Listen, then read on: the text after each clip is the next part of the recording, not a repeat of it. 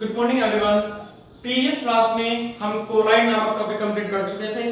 आज हम एक नया टॉपिक स्टार्ट करेंगे, उत्प्रेरक। क्या स्टार्ट करेंगे? उत्प्रेरक। इंग्लिश में से क्या बोलते हैं? कैटालिस्ट। तो बेटा उत्प्रेरक के बारे में तुम सबने 10th क्लास में पढ़ रखा होगा, 11th में तुमने उत्प्रेरक सुना होगा। ठीक है, तो एक बार आइए देखते हैं उत्प्रेरक क्या है।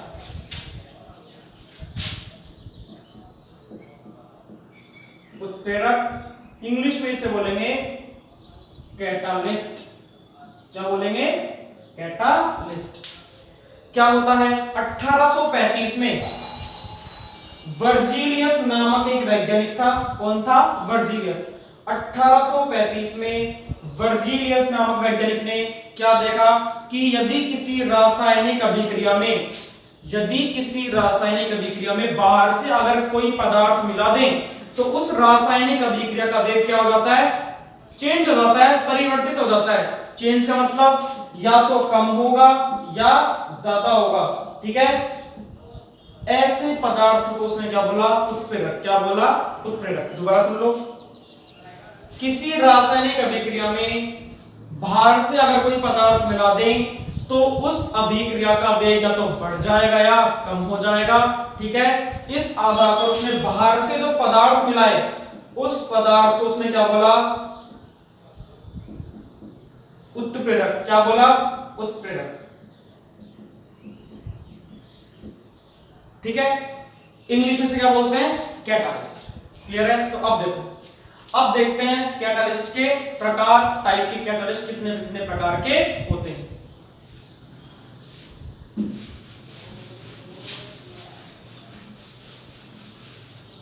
बेटा जनरली उत्प्रेरकों को दो भागों में बांटा गया है।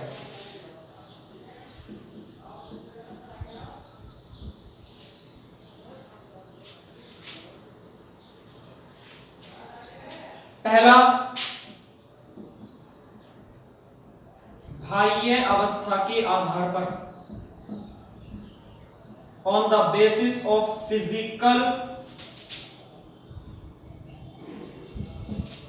सेकेंड टाइप हो गया on the basis of action, क्रियाओं के आधार पर।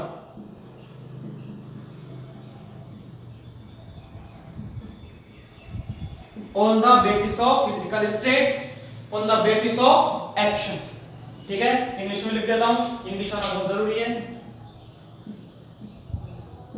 On the basis of physical state and on the basis of action.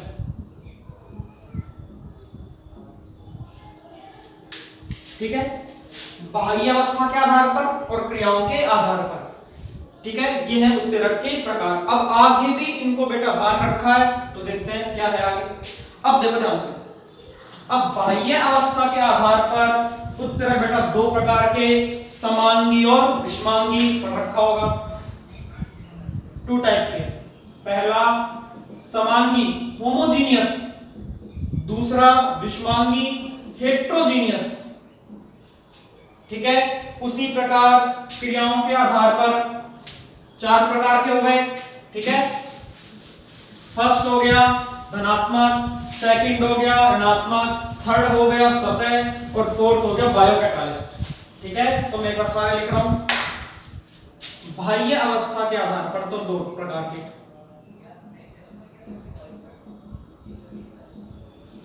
कौन कौन से? समांगी और विषमांगी।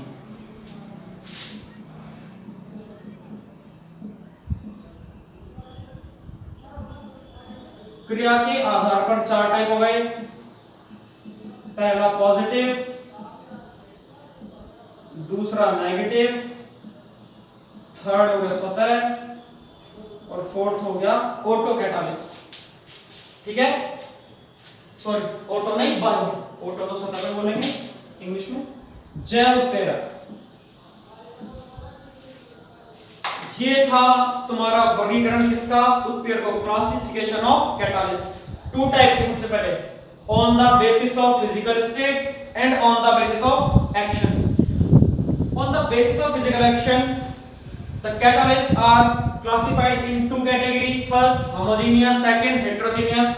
On the basis of action, the catalysts are classified into four categories: positive, negative, auto and biocatalyst. Clear है? एक बार इसको नोट कर लीजिए. अब एक एक के बारे में अपन डिटेल से पढ़ेंगे. ठीक है? ये सब कौन है? ये सब वही है तो 10th क्लास में तुम पढ़ चुके हो, लेकिन अब तुम्हें शायद याद नहीं है. तो सारी चीजें 10th क्लास में ऐसे से रखी है. तो तेरा क्या है क्या नहीं है, तो आइए देखते हैं. अब मैं बात कर रहा हूं बाह्य अवस्थाओं के आधार पर. किसके आधार पर? बाह्य अवस्थाओं के आधार पर उत्प्रेरकों के प्रकार. कि बाह्य अवस्था पर जो उत्प्रेरक कितने प्रकार के होते हैं, एक एक करके पढ़ेंगे. समांगी,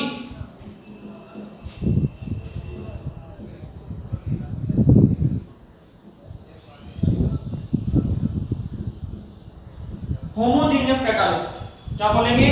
होमोजीनियस कैटालिस्ट. ठीक है? समांगी उत्प्रेरक क्या होता है बेटा? एक रासायनिक अभिक्रिया में केवल 3 ही ऑब्जेक्ट होते हैं. पहला तो क्रियाकारक, फर्स्ट. ठीक है? सेकंड तुम्हारा होगा उत्पाद, और थर्ड तुम्हारा होगा उत्प्रेरक. किसी भी अभिक्रिया में 3 ही ऑब्जेक्ट होते हैं. फर्स्ट क्रियाकारक, रिएक्टेंट, सेकंड उत्पाद, प्रोडक्ट, और थर्ड उत्प्रेरक, कैटालिस्ट. अब समांगी क्या है? अगर उत्प्रेरक, उत्पाद और उत्प्रेरक, अगर क्रियाकारक, उत्पाद और उत्प्रेरक तीनों की बाह्य प्रावस्थाएं एक ही हो तो उसे क्या बोलेंगे? समांगी उत्प्रेरक. जैसे अगर क्रियाकारक सॉलिड है, उत्पाद भी सॉलिड है, उत्प्रेरक भी सॉलिड है, तो क्या हो गए? समांगी उत्प्रेरक. और इस क्रिया को क्या बोलेंगे? समांगी उत्प्रेरण. कैटालिस्ट तो उत्प्रेरक, कैटालिसिस उत्प्रेरण. इसी तरह अगर ये लिक्विड है, ये भी लिक्विड है, ये भी लिक्विड है, तो क्या बोलेंगे? समांगी. ये भी गैस, ये भी गैस, ये भी गैस, तो क्या बोलेंगे? समांगी. लेकिन अगर तीनों में से एक भी चेंज हुआ तो वो क्या हो जाएगा? विषमांगी. एग्जांपल देखते हैं.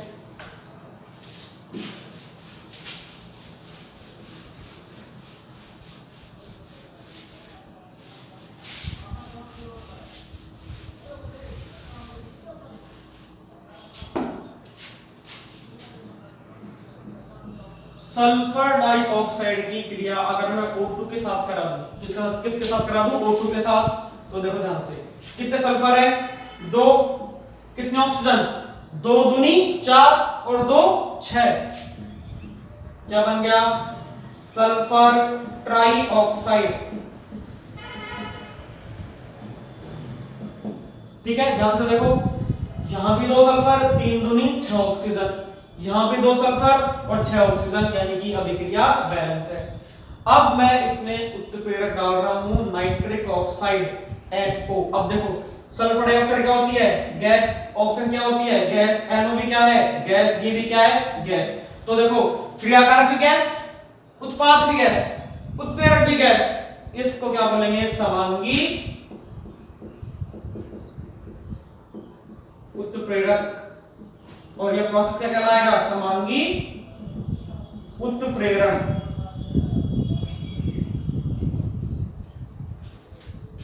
क्लियर है? दोबारा देख लो, 2 सल्फर, यहां भी 2 सल्फर, 2 दूनी 4, तो ये ऑक्सीजन, 2 ये ऑक्सीजन, टोटल कितने हुए? 6. यहां पे कितने? 3 दूनी 6. डन. यानी कि अगर क्रियाकारक, उत्पाद और उत्प्रेरक तीनों की बाह्य अवस्थाएं समान हो तो उसे क्या बोलेंगे? समांगी उत्प्रेरक. और अभिक्रिया क्या बोलेंगे? समांगी उत्प्रेरक. क्लियर है? आप देखते हैं विषमांगी.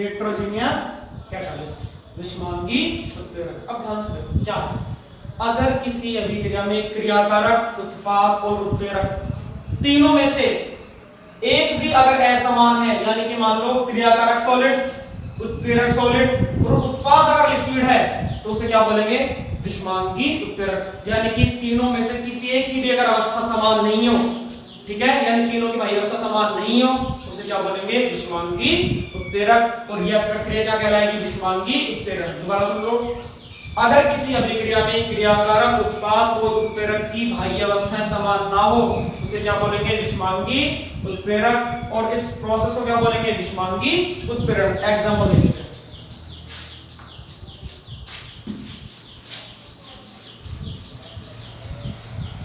हेबर विधि द्वारा अमोनिया बनाने की विधि, ये तो तुम्हें सबको पता होगा, क्या है, N2 + 3H2 tends to 2NH3। Gas gas gas उत्प्रेरक क्या मिलाया मैंने, Fe, ठीक है।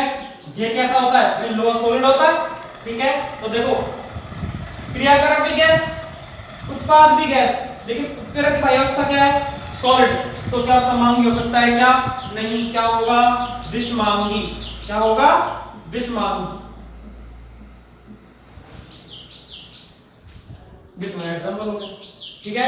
अब देखो कई बच्चों को डाउट आता है कि सर ये पता कैसे चले कि किसी अभिक्रिया में यही उत्प्रेरक डलेगा क्या। बेटा मैं फिर कह रहा हूं, ये चीजें लैब में देखी जाती हैं कि इस अभिक्रिया में अगर ये मिलाएं तो अभिक्रिया देख में क्या परिवर्तन हो रहा है। ऐसा नहीं कि हर किसी अभिक्रिया में कुछ भी डाल दो कि मेरे मन में जो आएगा मैं उठा के डाल दूंगा कि ले अभिक्रिया का वेग परिवर्तित हो जाए, या तो अधिक हो जाए या कम हो जाए। नहीं, इनके लिए उपयुक्त होते हैं कि भाई हाँ ये परफेक्ट है।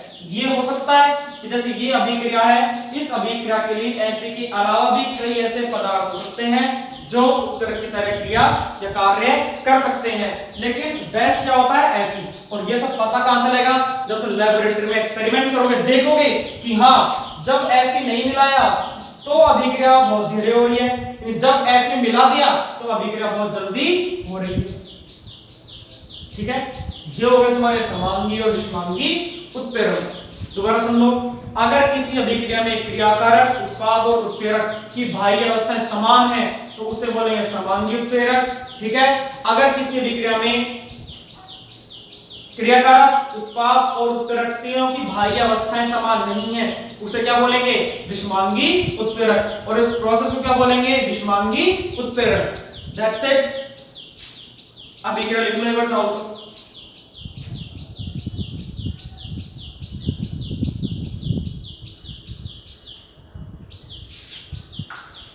अब देखो, अब नेक्स्ट क्रियाओं के आधार पर, किसके आधार पर, क्रियाओं के आधार पर।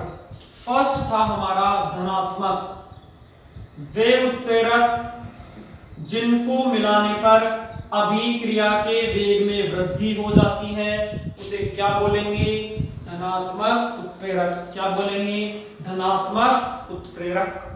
दोबारा सुन लो, वे रासायनिक पदार्थ जिनको अभिक्रिया में मिलाने पर अभिक्रिया के वेग में वृद्धि हो जाती है उसे क्या बोलेंगे, धनात्मक उत्प्रेरक। और यह अभिक्रिया क्या कहलाती है, धनात्मक उत्प्रेरक।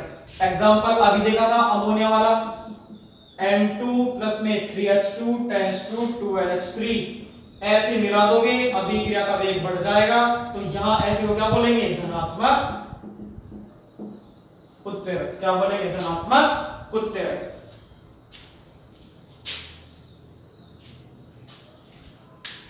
ठीक है, देख आगे देखो,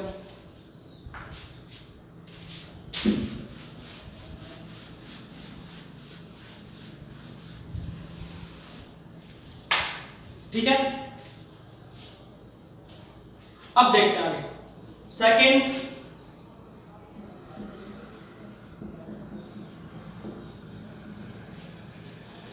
जस्ट धनात्मक का उल्टा, वे रासायनिक पदार्थ जिनको अभिक्रिया में मिलाने पर अभिक्रिया के वेग में कमी हो जाती है क्या बोलेंगे, ऋणात्मक उत्प्रेरक। और अभिक्रिया क्या कहलाएगी, ऋणात्मक उत्प्रेरक। एग्जांपल हाइड्रोजन पेरोक्साइड का अपघटन। क्या होता है पेरोक्साइड? H2A2। ये क्या हो गया? Hydrogen peroxide H2O2। देखो ध्यान से, कितना हाइड्रोजन है? 4। कितने ऑक्सीजन है? 2 दूनी 4। तो देखो 4 तो हाइड्रोजन ऐसे कैसे, 4 ऑक्सीजन में से कितने काम में आ गए? 2। कितने बचे? 2।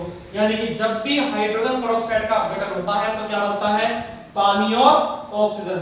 अब इस अभिक्रिया में ग्लिसरॉल मिलाने पर अभिक्रिया के वेग में कमी हो जाती है, यानी कि अभिक्रिया बहुत धीरे धीरे होती है। इसे क्या बोलेंगे? ग्लिसरॉल को ऋणात्मक उत्प्रेरक। ग्लिसरॉल होता क्या है बेटा? ग्लिसरॉल वही कंपाउंड है जो साबुन निर्माण के समय बनता है। पारदर्शी साबुन बनाने के लिए किसको काम में लेते हैं? ग्लिसरॉल को। फॉर्मूला क्या होगा? CH2OH CH2OH ट्राइहाइड्रिक अल्कोहल है, इसे क्या बोलेंगे? ग्लिसरॉल। ये वही ग्लिसरॉल है जो जिससे पारदर्शी साबुन बनते हैं, जैसे पियर साबुन, ठीक है, लगाते हो, पारदर्शी साबुन है। कैसी है? पारदर्शी, ट्रांसपेरेंट। क्या किया जाता है?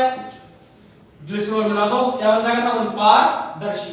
तो याद रखना क्वेश्चन अच्छा है कि साबुनों को पारदर्शी बनाने के लिए कौन सा रासायनिक पदार्थ मिलाया जाता है?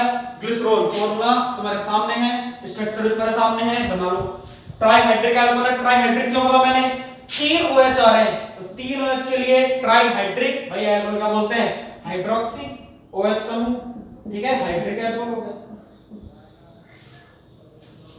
ये था तुम्हारा धनात्मक और ऋणात्मक उत्प्रेरक। तो बेटा उम्मीद करता हूं आज क्लास समझ में आई होगी, ठीक है। आज के लिए इतना ही करेंगे, आगे नेक्स्ट क्लास में। Okay, thank you.